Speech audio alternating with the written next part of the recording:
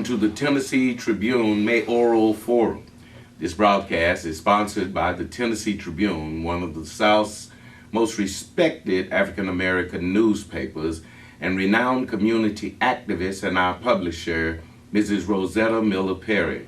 This is a weekly endeavor to educate, inform, inspire, and empower the people of Nashville to understand the political process, the players, and the roles that they play, and the critical issues involved in our time right now in Nashville, Tennessee. You know, knowledge is a potent form of power, and our responsibility is to bring the knowledge that you need and political and social empowerment to inspire you to vote for the candidate of your choice. But vote, and do so responsibly. You need to know your candidates. You need to know them. You need to know your candidates intimately and support them no matter who it is, no matter which party it is, or whatever your specific ideologies may be. So we will interview them for you one-on-one in their homes, in their office, in their headquarters, or wherever they are most comfortable, so that you can get to know each one. And again, I say intimately. You know, most of us won't be able to attend a mayoral forum nor get to know our candidates up close and personal, but now you can. Our first guest in this inaugural broadcast is Keith Caldwell, and he's running for Metro Council District 19. Now, this man has an interesting life story to share, and he has such a great passion for Nashville. And what we're going to do, I thought that Keith and I could do, is talk to you today about who the candidates are and what our little opinions are, and kind of hip you to all the candidates from the perspective of how we see them, and then present them to you individually. But before I go on, Keith Caldwell. Who is Keith Caldwell? Hello, Dr. Beard. Thank you, and thank the Tennessee Tribune for having me on. Keith Caldwell, I'm a native Nashvilleian. I was born in North Nashville in public housing. And so I remember forced busing as a kid. We were forced bused from John Henry Hale Housing Project to Aiken School right behind Vanderbilt University. That's when I first realized that there was a glaring disparity between communities. The access to resources and those types of things were, we saw a circumscribed existence in public housing, but it was a very loving community. People who were outside of the community probably didn't view it as a loving community, but my experience was very much of a loving, extended community that we looked after each other, because we knew once we stepped outside of that community that we'd be exposed to a lot of negativity simply based on our embodiment. Mr. Caldwell, why are you running for City Council in District 19, and what is going to be the thing that you would consider your passion as a councilman? Well, I'm running for City Council in District 19 because I understand the importance of public policy being determined at the City Council level, and how it interfaces with the school board, for example. So we know that the issues that most directly impact us are at the local level. And I've spent the past 15 years as a community organizer. But each issue campaign, whether it was living wage that we worked on, whether it was, we did an initiative that was English only, and we stopped at English only. We could say English first, but not English only, because it excluded large demographics of the population. But what I continue to understand is each of our issue campaigns had to go either before a city council body or the state legislature. Okay. So to be in the position of helping to make those decisions is the reason that I took this job on to run for District 19. Now, some of the concerns the reason I'm running is to make sure we have affordable housing here in Nashville. Nashville is an it city. Is that your passion? That is a passion for me. Give me two. I could give you. Okay. I know you could give me a bunch. Sure, I'll give you. And another one is, want to make sure that we have a job readiness for folks who, even particularly in high schools, with trades being in schools, where people can learn auto mechanics, people can learn even when they go to technical colleges, because we are in a rapidly advancing culture where a high school education simply is not enough. Okay. We want to make sure that people have access to meaningful employment. All right. Now, being born and raised in Nashville, educated and elevated here, I'm sure you know the mayoral candidates on many different levels. So I'll ask you straight out, who do you think is going to win? Well, that's a hard thing to say, particularly we're going to have a long, hot summer. A long hot summer. Since the election doesn't occur till August the 6th. Yeah. And we see, these polls, and they seem to change every week. And that's what I was going to ask you next.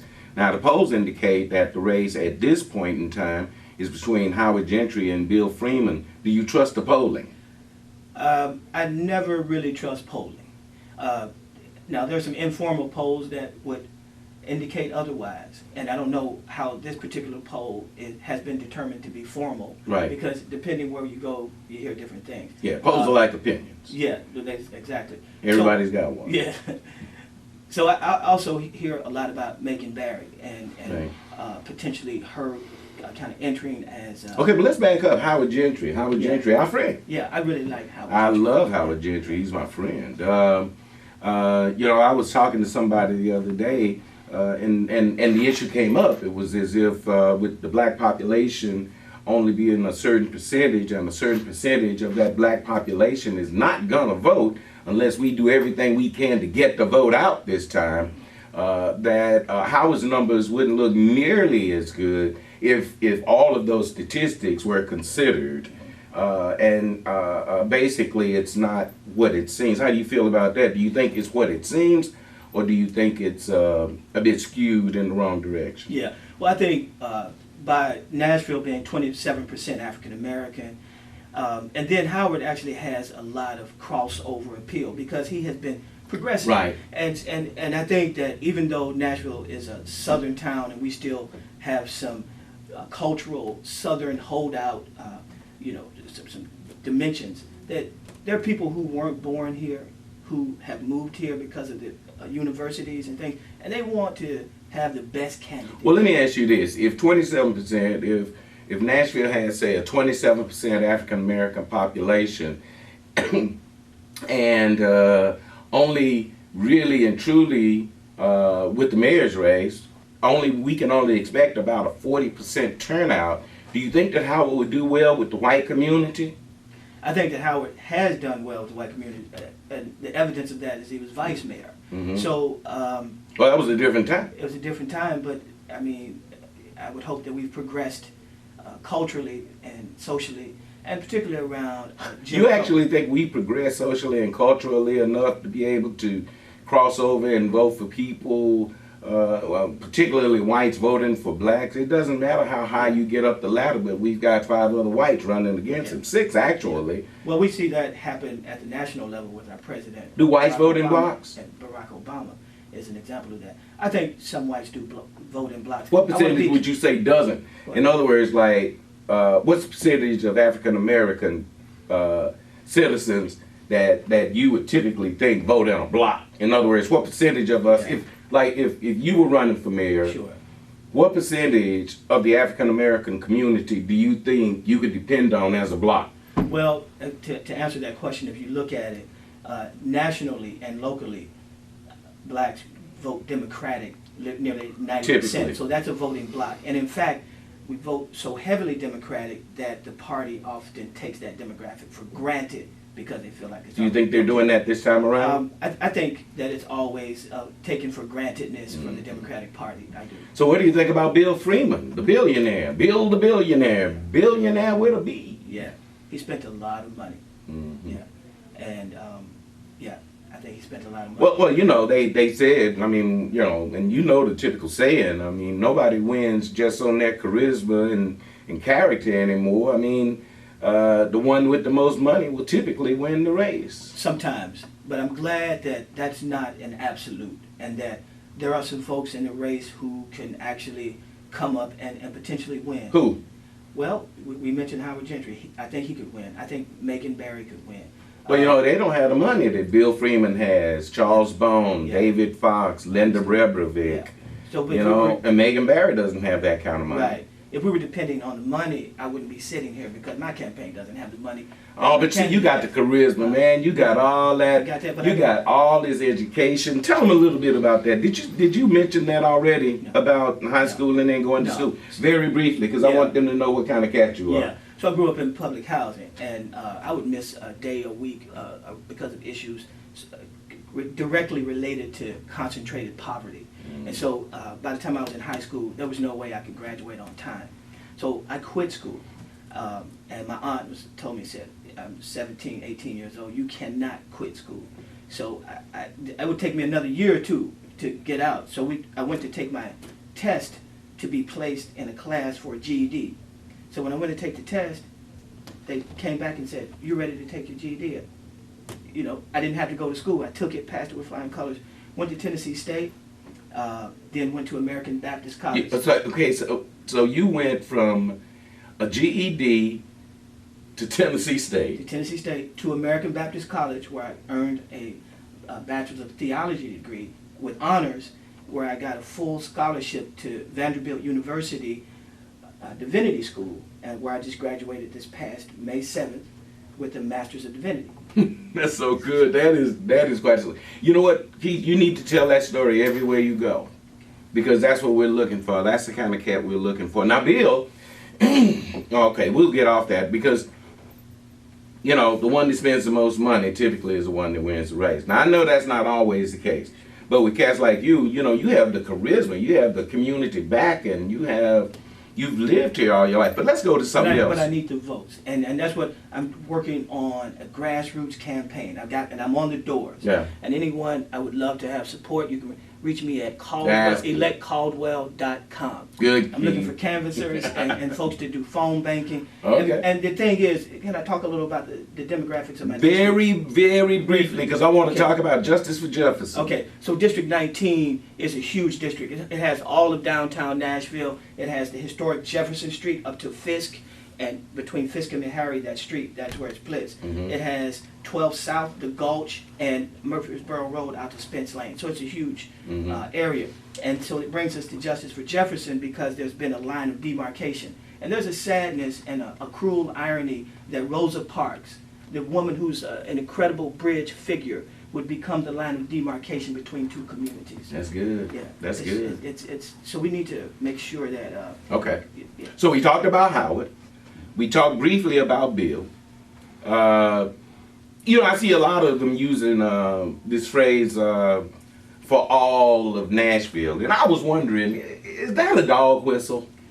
I think it is a sleight of hand, because when you say for all of Nashville, you never begin to name the historic injustices and the redlining in African American communities. Segregation, Jim Crow. Discrimination. Sure. Racial terrorism. Yeah, and racial profiling. Racial that continues profiling. to this day. Right. So They're still doing that down here? Yes. Down here on Jefferson? Oh yeah. Like, you can come any night of the week, and there's so many blue lights on Jefferson and Buchanan that you would think, they call it the Blue Light District. The Blue Light District. I've been pulled over in the past year 3 times. Never got. You know, I think you can tell a lot about a candidate by, you know, various little innuendos that we see in the messaging. It's kind of like the Pavlovian dog syndrome. You know, they hear a certain thing and they start to salivate. Yeah. And it's so sad. Jim Crow is alive and well in the South. How do you feel about the Jim Crow South and the candidates that are running for mayor? What do you think about them? Do you think that there is somebody who's running for mayor that understands how important it is to inculcate all of the community into the political process? And if so, who would that candidate be? Yeah, I think candidates are reluctant to talk about poverty. Because when you talk about the poor, that's one thing. When we start talking about poverty, then you have to address systems of injustice, structure, institutions that continue to perpetuate that injustice. Right. And so when one, even when you hear at the national level, they'll talk about the middle class. Yeah. So it's never about working poor. Right. And that the middle class and living wages. Living wage. That was a campaign I worked on at Vanderbilt, and for First Vanderbilt, who has 22,000 employees. Yeah. And we extended it to the municipality and won a living wage for all municipal workers of Metro Nashville. We want to make sure when these huge corporations come in and get tax breaks, that we enforce that they pay a living wage to these workers. Okay, well, let's talk about this with the time we have left. What are we going to talk about? Of those that are running, which ones do you think are most viable based on their professional backgrounds? Yeah. Well, several of them have political backgrounds coming out of city council, vice mayor, that kind of thing. So they've already been politicized, as it were. Mm-hmm. But then you have business persons who are coming in and kind of parlaying that into the electoral. Okay, David Fox. What do you think about David Fox? Well, hedge fund owner. Yeah. And former Metro school board member. Chair, right. Yeah, and so we had a very strong misunderstanding, disagreement around his policy with the school board. David Fox, he presided over the resegregation of Metro Nashville Public Schools. Did he?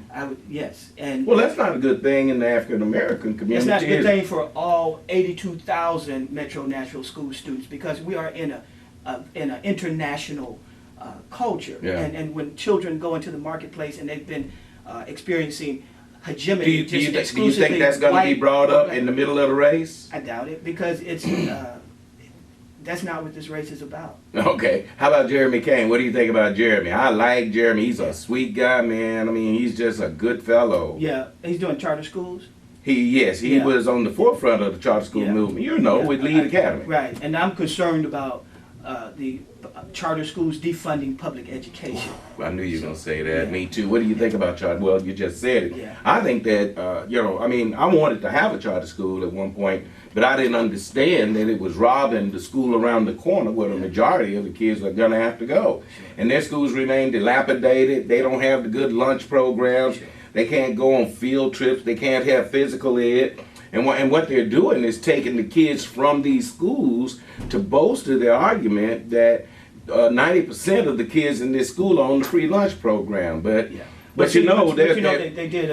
just made free lunch available to everyone. Okay. And so that's the way that they don't have to measure. Nobody has to pay anymore. Any school. But you had poverty rates. It's called farm free reduced meal rates that were approaching, that's what the term was. Yeah, that were approaching 70%. So when you have concentrated poverty, because you have anyone who can take their children out of public schools, literally they do, and then the schools, particularly inner city schools, are left in concentrated poverty. And you know what I hate about it too? They take the money with them basically and leave the other school to squalor and to squander. But the thing I don't like about them now, as I've educated myself, is there are EMOs, educational management organizations that are funneling money into these charter schools. A for-profit company funneling money into this nonprofit, which further impacts their ability to be much more successful. And I don't think that's fair. But what do you think about Jeremy Kane? Do you like him? I don't dislike him personally. I don't particularly like the business that he's in around charter schools. Okay. All right. How about Linda Rebrovic? Yeah, so she's going to make Nashville smart. Okay. That's her commercial, right. Smart than that. Yeah. And so she's an Eskin too. Yeah. So Linda Rebrovic Eskin. Linda Eskin Rebrovic. Yeah. Okay. Yeah. So her family has done politically some good things in the city. Have they? Yeah. You remember Jane Eskin and different folks. Yeah. So I never even thought of that. Yeah. So I don't know much about her personally, because she seems to just have appeared on the scene. Yeah. From my purview. Well, she's all about technology. Hey, how about Megan Barry? Now, Megan, powerhouse. I really like Megan. She actually sponsored the living wage, work that we were doing. So she's really progressive. She's a great interview too, man. Yeah. She's really powerful, but I don't think she can make it. You know why? Why? Because she's female. Nor can Linda Rebrovic. Do you think Nashville is ready for a female mayor? This city? I think the Good Old Boy Network. I think there are a lot. And do you think they're ready for an African American? Come on, just say it. Well, so I want to stay somewhere from the generalization. I think there are segments of the population that have no problem with a woman, and segments have no problem with an African American being But is that a big enough segment? I don't think it is. I don't either. I don't think they'll do it. Okay, what are the issues that we as African Americans feel that? Okay, what do you think as African Americans is the need that has to be addressed by the new administration? Name two things, maybe three, real quickly. Yeah. So I think the main issue that has to be addressed is when we talk about the histories that have been associated with racism and the economic exploitation that comes with that. So when we think about the redlining that has happened on Jefferson Street, and you see all these vacant lots because lenders have systemically would not loan money. Insurance company systemically would not put policy. Do you think it was a plan all the time? I know it was, and I remember even hearing my mother talk about how shameful that these conditions were. Even the GI Bill, and we talk about from the wars that, and not making good on that. And you talk about home ownership being the number one way to gain wealth, and that being excluded for many people, particularly black and brown people. Let's talk about the gentrification of Jefferson Street. How do you see that? Do you see that as a positive thing, or something that is good for Jefferson Street and the community at large? Or do you see it as something that's not so good? It depends on how it grows. I'm for growth and I'm for development. But we can grow in a way that's just. We can grow in a way that we don't dislocate hundreds of folks. It used to be in North Nashville, and you know this, that you could live in North Nashville when you couldn't afford to live anywhere else in the city. And so that quickly has not, has changed until we see this gentrification. But I would like to see Jefferson Street developed, but developed in a way that I would like to see it as a historically. I think it would. I think that should be, but I think that the community in and around Jefferson, because when it comes, it's not just going to come straight down Jefferson Street. Right. It's going to spread to each side. We saw that coming with the development across from the farmers market. Yeah. Now those houses, I passed by there the other day. That whole development is spread all the way back, Sure. And I hear they're looking at, a lot of people are looking at property over around Monroe, Arthur, all throughout this area. But I think that what we need to do is not fight it. I think we ought to embrace it and start to educate our people what it means.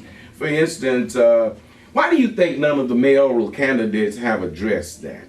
They haven't addressed it because the used to be the Jefferson Street corridor has turned into the downtown corridor.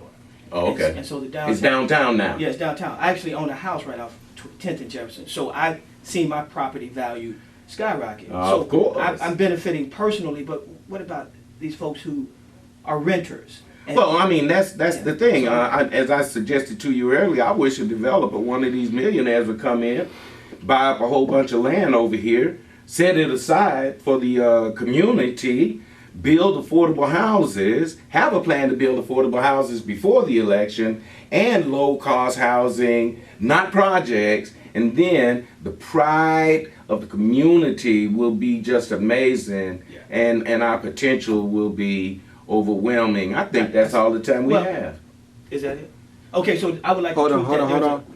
Okay, then whatever you're getting ready to answer, ask him that question, and then we can wrap it up. Okay. All right. So I think... Hold up.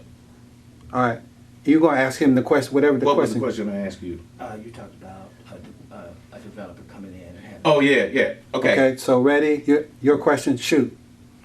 I think a developer ought to come in and start buying up property for the sake of maintaining the integrity of the community that's here, setting it aside. Everybody's talking about affordable housing, but one of them needs to come in and build some. I'd say 200-300 units, homes that they can live in and buy, along with low-cost housing. And when I say low-cost housing, I'm not talking about projects. Right. I'm talking about nice, low-cost housing, which will bring pride to the neighborhood. What do you got to say about that? And we're done. Yeah, I think that the Barnes housing bill that's going... Everybody mentions that. Yeah, and it's been $3 million, but it's not sustainable. It should be a line item in the budget every year, and so I wouldn't want to put that development in the hands of an individual. I'd like to see the city lead in that and continue to fund that so that there is affordable housing. Everybody says that one.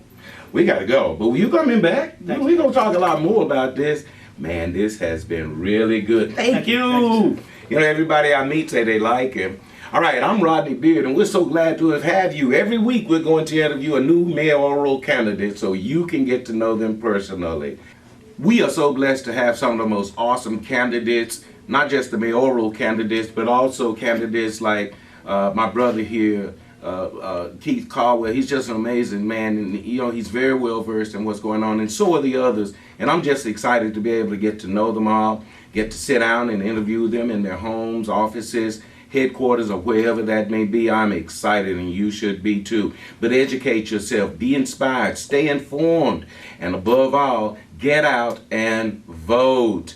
I'm Rodney Beard, pastor of the Living Word Community Church in Antioch, Tennessee. Our services are at 10 a.m. on Sundays, and we'd love to see you there as well. Also, read my column in the Tennessee Tribune or the Memphis Defender in Memphis. God bless you. We'll see you next week.